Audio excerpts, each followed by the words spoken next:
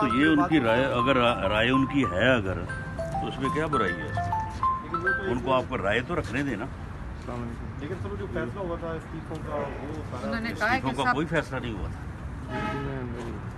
इस्तीफों का फैसला यही हुआ था कि 30 दिसंबर तक आप तमाम इस्तीफे जो है वो पार्टी के अंदर जमा कर दें।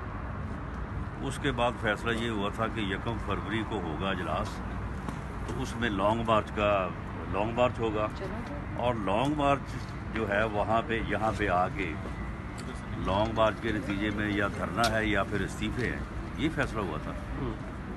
तो 31 जनवरी का जो अल्टीमेटम है और उसके बाद जो इस्तीफों की बात है उसको तो उन्होंने कल एंडोर्स किया है सीईसी की मीटिंग में।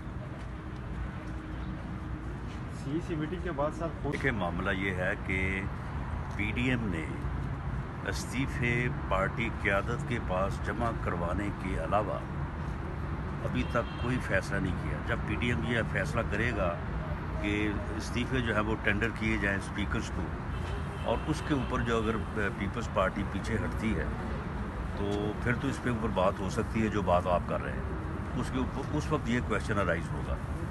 फ़िलहाल पीडीएम ने तो ये फैसला नहीं किया कि इस्तीफे जो है वो स्पीकर को पेश किए जाएँ या टेंडर किए जाएँ। फ़िलहाल तो यही है ना कि जी पार्टियाँ जमा करें पार्टी की आदत, तो वो कह रहे हैं कि हमने 100% कर लिए हैं। यानी अभी हम ये कह रहे हैं कि 99% हमारे पास है, वो कह रहे हैं 100% हमारे पास है। फैसला कर लिया कि सेनेट और ज़िमनी इंतखाब में हिस्सा लेंगे? नहीं, हमने कोई फैसला नहीं किया।